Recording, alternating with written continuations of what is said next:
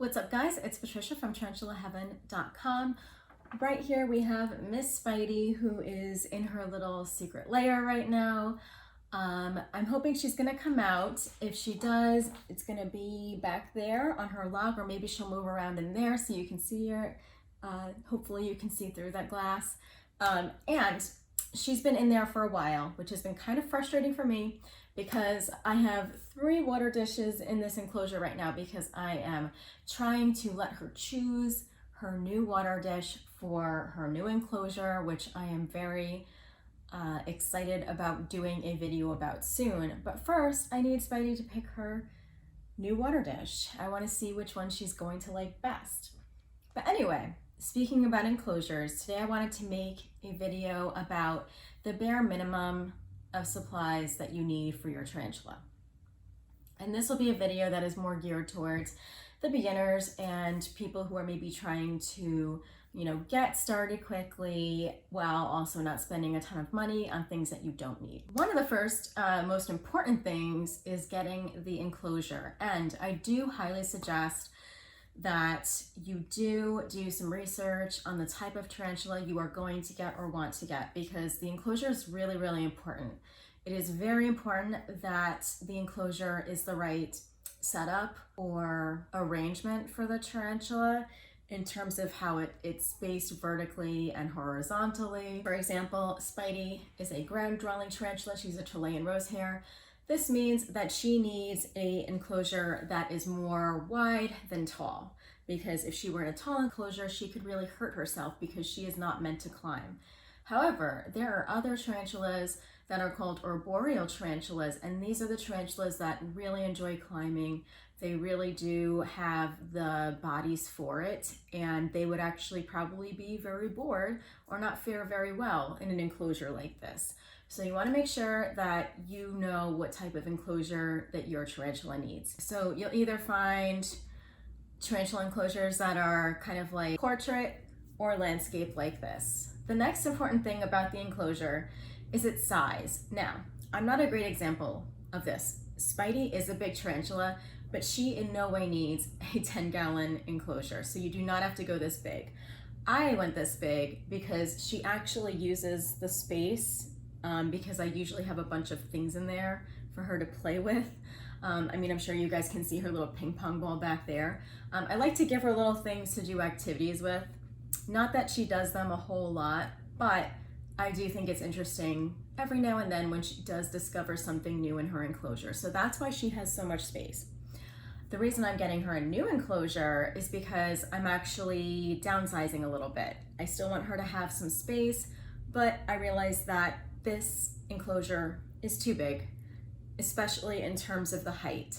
So if you have a terrestrial tarantula, a ground-dwelling tarantula, like Spidey, you don't want to have this much height, really. This isn't the worst that I've done in my tarantula keeping. Like, the substrate's actually pretty high, and she can't really fall that far if she were to climb the walls. But it just makes me uncomfortable. I don't want to have to worry about her. So I'm going to be going with an enclosure that is not as high. So safety concerns are really, really important. So don't use me as an example. I would say, my next enclosure for Spidey is probably going to be a better example of what you should do. But the size is very, very important. You want to research what your tarantula is going to need. This will depend on the species. This is going to depend on the size of your tarantula, which will also may depend on the age, and what your tarantula will be using their enclosure for. We want to, even in a basic enclosure, somewhat mimic their natural habitat. So if you have a tarantula who comes from a jungle or wildlife where they will be climbing trees, you want to have an enclosure that will allow them to do that. Maybe they don't need a lot of horizontal space, but they need the vertical space. So size is going to be really, really important, especially in terms of younger tarantulas. So like baby tarantulas, which are called slings. You do not want to put these guys in big enclosures because, one, they are so fragile. They really need to be in something small, one, so they don't get lost. But two, also, they're just so tiny. They don't need that much space. And I have also heard many times if they're being kept in a large enclosure, sometimes the air holes will be large enough that they can actually escape through them. And tarantulas are very sneaky. They will find a way if they want to, if they're small.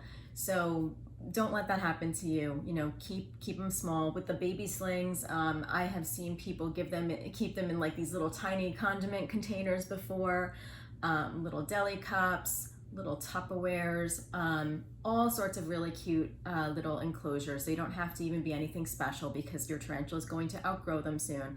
Just want to make sure that they have some vents and that it is an appropriate size for the baby tarantula. And likewise, larger tarantulas should not be kept in a super tight space.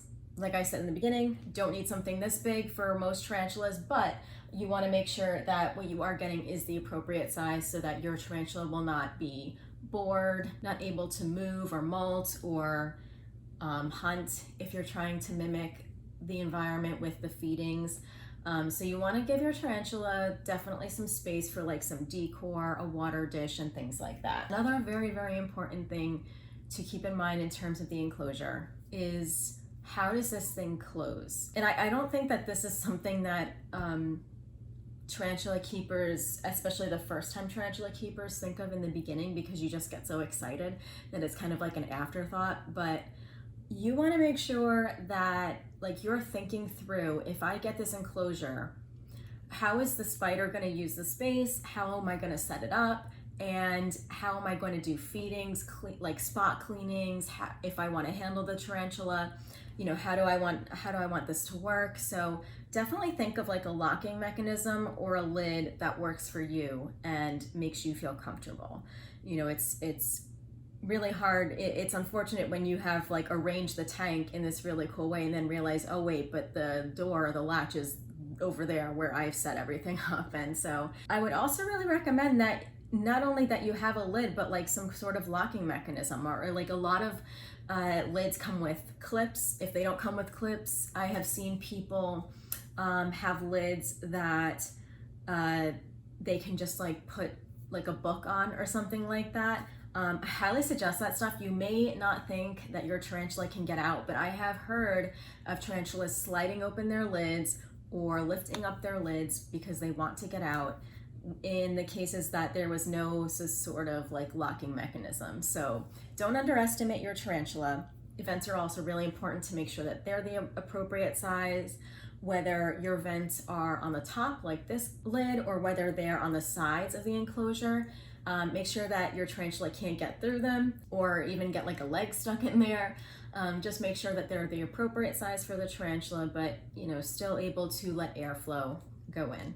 So that is what I'll say about the lids. One of the other reasons why I'm changing Spidey's enclosure, aside from the size issue, is that this lid is a mesh lid, and I would highly suggest not doing that, especially if you have a terrestrial tarantula.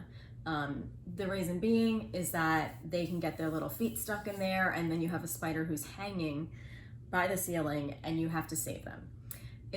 Or, you know, if you can't save them, they could get hurt if you can't save them fast enough. It's happened to Spidey before, and that is why I taped around the perimeter of the lid so that she couldn't get up there. And it's worked like a charm. It fixed the issue for many years, but I just don't want to worry about it anymore. I just want to know that I have a lid and an enclosure that is way safer for her. So that is what I will say about like precautions, especially if you have a terrestrial tarantula who, you know, like I think it's very common for the standard enclosure to come with a mesh lid. So people make their own lids out of plexiglass. There's a lot of really cool like acrylic or plexiglass enclosures now that actually do not come with a lid. It comes with like a more see-through lid that the tarantula can't get caught on. So there are definitely better alternatives out there. You will need substrate, and the right substrate. So substrate is this dirt stuff, which is actually not dirt. It is coconut fiber husk. And your tarantula may like this stuff or they may not. Spidey loves it, and that's the amount of it. That is the substrate that is appropriate for this tarantula. This tarantula loves dry substrate. However, You may have a tarantula that has different needs, or who might need some peat moss in there, or some moisture, or something else. So tarantula owners can get very creative and make their own mixtures. I have found that I've tried a few different things, but I always end up going back to the coconut fiber husk because Spidey just likes it the most. And in the past, when I used to just put a teeny bit of moisture on the substrate, she used to freak out and not want to touch it. So I have learned that drier is better for Spidey. And so I would just encourage you to figure out what's going to work for your spider. What are the substrate requirements for the spider? You will also need a water dish. And you know, you may never see your tarantula drink water, but I assure you that they are. They don't need water as badly as we do, but they still do need it to live. You may see your tarantula only drinking every few days, especially if they're like Spidey and kind of hibernating underground right now. But I promise you they are drinking. They're probably drinking while you're sleeping because they are nocturnal creatures. And so make sure there's always, always, always, always water in the enclosure in a clean water dish. Tarantulas can go a really long time without food, but without water, you may run into some trouble. Water is also really important if humidity is important to your tarantula. So this is another one of those like species specific things. And the other thing that you will need is some sort of decoration or cozy hide space. So if your tarantula is a tarantula that likes to climb trees, maybe you have some bark or sticks in the enclosure that they can climb, or some decorations that they can climb. Spidey is a terrestrial. She doesn't need those kinds of decorations, but she definitely has a log and like this little underground tunnel thing that she can go into. Tarantulas really enjoy dark spaces that they can hide in. And so that's definitely something that they would seek out in the wild. And so it is most beneficial to tarantulas if you try to mimic their natural environment. So if your tarantula likes to burrow, make sure that you have things that they can burrow in. Every tarantula should have some sort of hide or hiding spot that's dark and kind of enclosed for them. And if you have an arboreal tarantula, you should also, you should definitely have some sort of climbing apparatus. Spidey actually usually has much more things in her tank. She usually has some cute little plants and stuff that she can play around with, but I took all that stuff out to clean them for her new enclosure, and I'm just basically waiting for her to pick which water dish she likes the best, and then, you know, clear this whole thing out and switch her to the new enclosure. So basically, bare minimum, what you will need is the right enclosure, right size, right arrangement in terms of like, is it vertical or horizontal, the safest lid that you can get, and a nice locking mechanism. You will also need the right substrate for your tarantula. You'll also need a water dish. It doesn't have to be anything fancy. A lot of people actually use bottle caps or just like little Tupperwares, whatever you got, but your tarantula does need water. And then like a hide or cozy space for your tarantula, or maybe if your tarantula likes to climb, something that they can climb on and kind of hide in. So those are the basic things. You can go do decorations and more of that stuff, but if you're just getting started and, you know, maybe you don't have the best enclosure for your tarantula right now, but you just want to get started, or you just, you know, happen to get a tarantula unexpectedly, those are like the basic bare minimum things that you'll need. And then, you know, maybe you want to spruce it up the next time you do an enclosure change or something like that. One thing I'll say that you definitely don't need, that a lot of tarantula owners get tricked into, is a sponge. I have been there.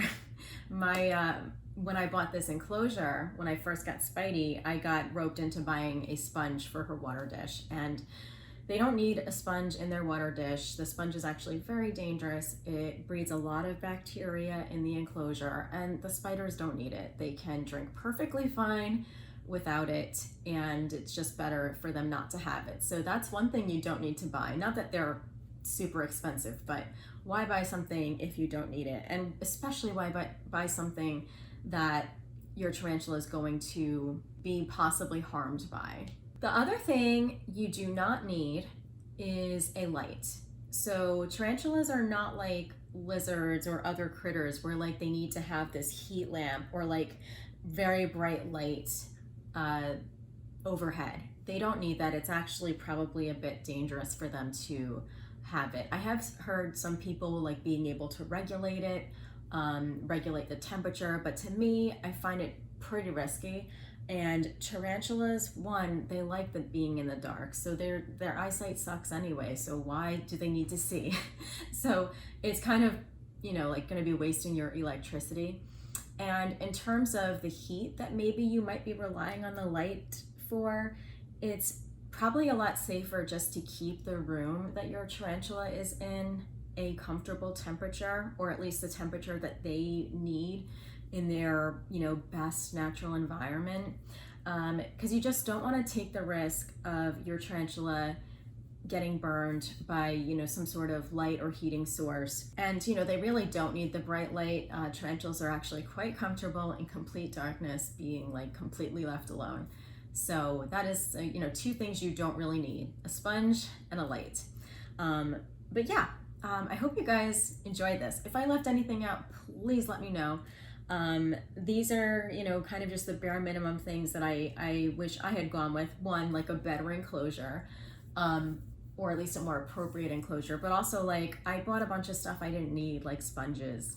And I probably, if I hadn't done more research, I probably would have bought a light that I didn't need to. So yeah, tarantulas are very easy, low maintenance pets, but when you are getting started, you do have to do quite a bit of research, and there is definitely, like, it takes some learning and some experience to kind of, you know, feel like you kind of have your feet on the ground with it, because it's just so different than any other pet that you've probably had before, unless you have always been into exotic pets. I certainly wasn't, so this was different for me. But I hope that this does help some of anybody who's beginning in the hobby and is maybe feeling a little bit overwhelmed about how to get started, because there's a lot of information, which is absolutely amazing that there is now so much information, but at the same time I understand it can be overwhelming. So I hope that this at least helps you get started and not make some mistakes and waste your money. And let me know if I left anything out that you think is so important for new tarantula owners to know. Thank you so much for watching. And I hope to be showing you Spidey's new water dish and her new enclosure very, very soon. Take care, guys. Bye-bye.